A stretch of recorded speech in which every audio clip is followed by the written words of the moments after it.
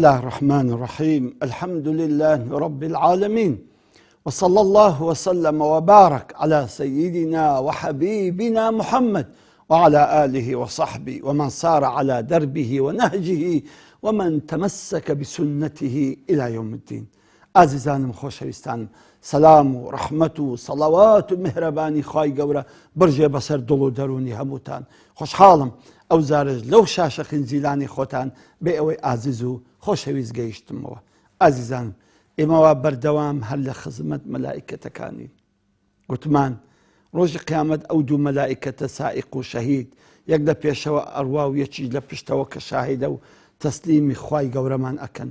لەوێندە لە ساعی مەحشەردا میزانەکە دادەندرێ و ئەعمالەکانمان ئەچێشرێن. خوا نەخواستە ئەو کەسانی کە تووشی جەهەنەم دەبن، ئەو کەسانی کە دەستنە ناو جەهەنەم بەڕاستی سەخت و ناخۆشە. چکە ئەوانەی کەوە لە عەزابی ئەهلی جەهەنەمیان دەدەن 19 کەسن. سبحان الله. طبعا خەڵک کە لە ساعی مەحشەر خڕ بوویتەوە ئەلەو کاتە وجاء ربك والملك صفا صفا، ئەو وەختی هەموو مەلائیکەتەکان هەموو ئاسمانەکان دێن سەف ڕادەوەستن. ئەوجا خوای تەعالی بە هەیبەت و جەلال و عەزەمەتی خۆی دێتە خوار. ئەوجا ئەو هەموو مەلائیکەتە ڕاوەستاون هەموو تەسبیحات دەکەن، پاشان خەڵکەکانیش دەینن هەر هەمیان سەف ڕێز دەکەن. وجاء ربك والملك صفا صفا. ئەوجا وجيء يومئذ بجهنم. سبحان الله. ئەوجا جەهەنەمی دەینن. چۆن جەهەنەمی دەینن؟ بەبیرتان دێ گوتم پێغەمبەری خوا صلی الله عليه وسلم دەفەرمی کاتێک کە جەهەنەمی دەینن 70000 قوڵپی پێوەیە، هەر قوڵپێک 70000 مەلائیکەت ڕای دەکێشی. یا الله، یا رب العالمین، ئەمە چ جەهەنەمێکە؟ دەبێت چ زەخامەتێک بێت، چ گەورەیەک بێ یا رب العالمین. 4 ملیار و 900 ملیۆن مەلائیکەت بەس جەهەنەمی ڕادەکێشن. سبحان الله. 4 ملیار و 900 ملیۆن مەلائیکەت، ئەو مەلائیکەتە زەخمانە سبحان الله ئەوە جەهەنەمی ڕادەکێشن. وجيء يومئذ بجهنم. کاتێک کە جەهەنەمی دەینن سبحان الله خەڵک لە چۆکان، خەڵک لە ترسان هەموو بە چۆک دەکەوێ، هەموو خەڵک بە چۆکان دەکەون لە ترسی خوادا، لە ترسی جەهەنەم، لە ترسی ئەو عەزابەی تووشی بێ. جەهەنەمیش وەها ئەکوڵێ، وەها ئەکوڵێتن سبحانە بلیسەی دەدا، ئاگری داوێتن، ئەو خەڵکە بەجارێک زراوی دەچیتن. سبحان الله. خۆشبەختی لە بۆ ئەو کەسەی کە تووشی ئەو جەهەنەمە نابێ، بەدبەختیش لە بۆ ئەو کەسەی کە تووشی ئەو جەهەنەمەی دەبێ. جا ئەو مەلائیکەتانەی کە لە ناو جەهەنەمدانە و عەزابی خەڵک دەدەن 19 کەسن. گەورەکەیان ئەوی سەرپەرشتیان ئەکا سبحان الله ناوی مالیکە. مالیک ئەو ئایدی عەزابی جەهەنەمیانە. جا سبحان الله تاریک کەس نابینی ئیلا هەر یەکە خەریکی ئێش و ئازار و ناڵە و نرکەی خۆیتی. سبحان الله. بۆیە خوای گەورە بەمەی فەرموو قوو ئەنفوسەکم و ئەهلیکم نارا وقودها الناس والحجارة. ئەو ئاگرە بەچ بلێسەی گەرم دەبی، بەچ خۆش دەبی، بەچ گەرمتر دەبی. بەدووشت یەک کە خەڵکی تێبکرێت، چەند خەڵکی تێبکرێت گەرمتر و ناخۆشتر و زەحمەتتر دەبی. دووەم بە بەردی کبریت، ئەو بەردەی کە وەسفمان کرد کە زۆر گەرمە و داخیشی زۆر بە ئێشە و زۆر درەنجی ساربوونەوەی نییە. بۆیە ئەم ئێش و ئازارەی ئەو بەردەی لەسەر لاشەی جەهەنەمیەکان زۆر سەختتر و ناخۆشترە. ئازیزانم، ئەو مەلائیکەتانە سەرپەرشتی عەزابی ئەو ئەهلی جەهەنەمە دەکەن. سبحان الله. واوەیلایەک و زەحمەت و نرکە و ناڵەکە، بەڵام نە ئەو مەلائیکەتانە نەجێیان لێیە، نە ڕوحمیان دەبزوێ، نە سۆز و عەتف و حەنانیشیان هەیە. عليها ملائكة غلاظ شداد لا يعصون الله ما أمرهم ويفعلون ما يؤمرون. بەڕاستی مەلائیکەتی تند و تیژ و تووڕە و زۆر عەسەبی لێنە. ئەو مەلائیکەتانە قسەی خۆش نازانن، ئەو مەلائیکەتانە نازانن بە خۆشی جواب بدەنەوە، ڕویان گرژ و تفت و تاڵە وها کە تەمەشا دەکەن هەر بە خۆش زرا و دەستی بەس لە تەمەشاکردنی مەلائیکەتەکان لە دیمەنی جەهەنەمیەکان، لە دیمەنی دیوارەکان، لە دیمەنی ئاسمانەکەی، لە دیمەنی عاردەکەی یەک پارچە ئاگرە بۆ هەر شوێنێک دەڕۆی هەر نرکە و ناڵ و هاوار و فیغانە لەبەر ئەزیەت و ئازاری ئەو جەهەنەمەدا. سبحان الله. خەڵک ئەوەندە بێتاقەت دەبی، ئەوەندە دەسووتێ هاواری مالک دەکەن دەڵێن وەنادەو یا مالک لیەقضی عەلەینا ڕەبوک کاکە با ڕوحمان بچێشیتن با ڕوحمان بچێشیتن با نەجاتمان بدێ لەو عەزابەی بەڵام ڕوحیان ناچێشترێ تازە مردن نییە لە ڕۆژی قیامەت کە زیندی بوویەوە جارش کە مردن نابینی هەر دەبی لە ناو جەهەنەمەکەی بی هەر دەبی لێرە بسووتەی باشە لۆ پێشتر کە دەیان گوت جەهەنەم هەیە فشت پێدەهات کە دەیان گوت جەهەنەم هەیە قەشمەریت پێدەهات کە دەیان گوت جەهەنەم هەیە هەر کەئەنەما چییە شتێکی زۆر بەسیتە بەڵام ئێستا وەرە بزانە بەسیتە یان زەحمەتە ئێستا وەرە تەمەشاکە سەختی و ناخۆشی و ئەزیەت و ئازاری جەهەنەمەکەی تەمەشاکە ئازیزانم با مەردی خوا بین بۆ ئەو ڕۆژە سەختە خۆمان بپارێزین حەوڵ و هیممەت بدەین بۆ ئەو ڕۆژە سەختە سبحان الله عليها ملائكة غلاظ شداد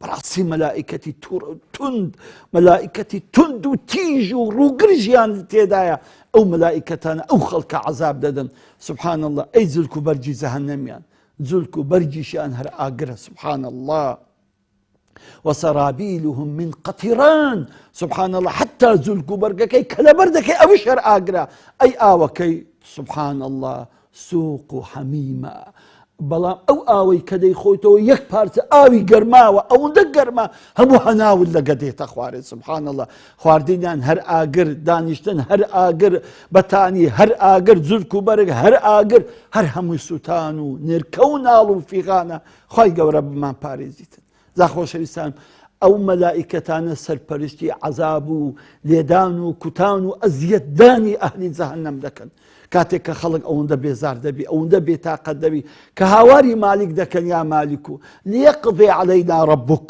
با ڕوحمان بچێشی خوایەکەت بەس هەنەجاتمان بێ تەحەمولی ئێمە تەحەمولمان نمایە ئەوجا مالیک پاش 1000 ساڵی پاش 1000 ساڵی جوابیان دەداتەوە دەفەرمووی ئینەکم ماکثون بێدەنگ بن ئێوە دەبی لێرە بمینێنەوە ئیمامی ئەحمەد دەفەرمی سبحان الله پاش ئەوەی کە هاواری مالک دەکەن پاش 1000 ساڵی ئەوجا مالیک پێیان دەرێ بێدەنگ بن ئێوە دەبی لێرە بمینێنەوە خۆشەویستانم واللهی تەحەمولی عەزابی یەک ڕۆژی جەهەنەم ناکەین یەک ڕۆژ چونکە یەک ڕۆژ لە قیامەت بە 50,000 ساڵی دنیای هەیە كان مقداره عند ربك 50,000 سنة فاصبر صبرا جميلا سبحان الله ئەگەر خوا نەخواستە لە ساعەی مەحشەر بەس خوای گەورە بڵێ فلانی کوڕی فلان هەفتەک دەبی عەزاب بدرێی دەبی 350,000 ساڵ تۆ عەزاب بخۆی 350,000 ساڵ تەحەمولی عەزاب دەکەی ئازیزام توخوا 1 ساڵ تەحەمولی عەزاب دەکەی برای بەڕێزم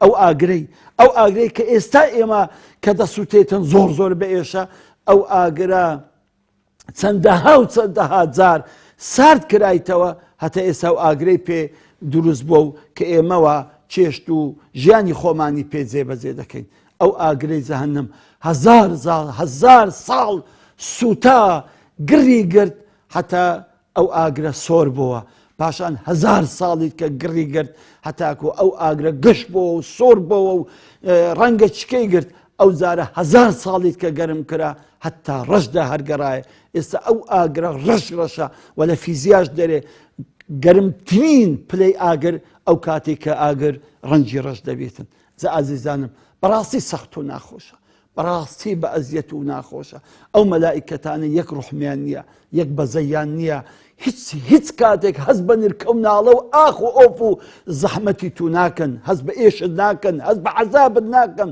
سزای ئەوەش لە هەمووی ناخۆشتر ئەوەیە هەر کاتێک پیستەمان هەر هەموو سوتا هەلا بوو خوای گەورە دیسان پیستەیەک کە نوێ دەبۆ دروست دەکەوێتەوە لۆ لیەذوقوا العەذاب بۆ ئەوی دووبارە ئێش و ئازار بخۆیتەوە چونکە ئینسان بەس عەزاب دەکا بە پیستەی بەڵام کە پیستەکە باش سوتا ئیتر عەزاب نامینێتن چونکە ئەعساب ئینسان ئەزیەت و ئازار دەخوا ئەگەر ئەعسابی نەما هیچ کە ئەزیەت ناخۆی بەڵام بۆ ئەوەی بەردەوام تۆ ئەزیەت بخۆی بەردەوام لە نەڕەحەتی دابی بۆ خوای گەورە دەفەرموویتن کاتێکەوە پیستەیان هەر هەموو دەسووتێتن ئێمە پیستەیەکی کەیان لە بۆ دروست دەکەین بۆی دووبارە ئێش و ئازارەکە لەسەرڕا دەست پێ بکاتەوە و لەسەرڕا ناخۆشی و زەحمەتی و ئازارەکانی جەهەنەم بچێژن جا خوای گەورە بمان پارێزی یا ڕەبی ئازیزانم فرسەتێکە خوا دایتێ ئێمە با تۆبە بکەین.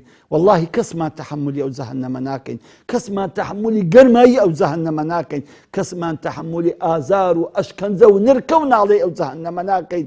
مەردی خوا بن، با تۆبە بکەین، با تۆبەیەکی وا بکەین، تۆبەیەکی نەسوح بۆی دوور بین لەو ئازارە، دوور بن لەو ناڕەحەتیە، دوور بین لەو ناخۆشیە. جا سبحان الله، ناخۆشترین بۆنی جەهەنەم، ناخۆشترین بۆنی جەهەنەم ئەو بۆن و زیقا و پیساییەیە کەوا لە دامەنی ئافرەتە داوێن پیسەکان دێتە دەرێ. سبحان الله، سبحان الله، ئەو ئافرەتانەی کەوا داوێن پیسن، ئەوانە حتا لە جەهەنەمێش ئەبنەمای زەحمەتی و نرکە و ناڵە و ئازار لە بۆ جەهەنەمیەکان لەوێن دەر. سبحان الله، یەک بۆنی ئەوەندە پیسیان لێ دێ، هەموو خەڵک هاوار دەکەن لە بۆ بۆنی پیسی ئەوەی کە لە دامێنیان دێتە دەرێ. ئازیزانم، جاوەرە نە شەو و نە ڕۆژت هەبی، نە خواردن و خواردنەوەت هەبی، ئەگەر بشخۆی هەر ئاگربی، ئەگەر پاردەیەوە هەر ئاگربی، ئەگەر بە خۆت دادەی هەر ئاگربی، ئەگەر لەبەرکەی هەر ئاگربی، سەرەوە هەر ئاگر، بنەوە هەر ئاگر، ئەو تەنیشتە هەر ئاگر، ئەو لایە هەر ئاگر.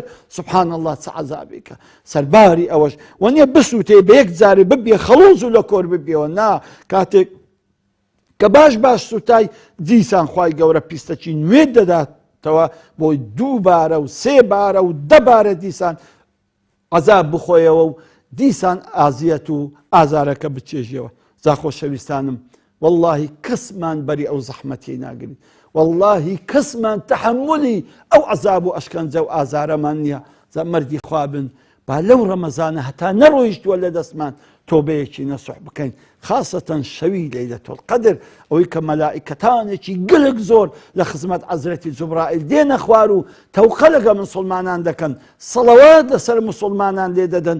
مەردی خوا بە نەکا ئەو شەوە لە قیز بچی ئیلا تۆبەیەکی نەسوح بکەی، ئیتر ئینشاء الله خۆت و ماڵ و منداڵت ڕەش دەکرێنەوە لەو کەسانێک کە ئاگی جەهەنەمن. بۆیە یەک لە دوعایەکانی مانجی ڕەمەزان، هەموو شەوی مانجی ڕەمەزان و هەموو کاتەکانی مانجی ڕەمەزان، اللهم اعتق رقابنا من النار، خوایە گەردەنمان لە ئاگری جەهەنەم نەجاتدا، خوایە گەردەنی ئێمە و ماڵ و منداڵ و دایک و باوکمان خوایە لە ئاگری جەهەنەم نەجاتدا.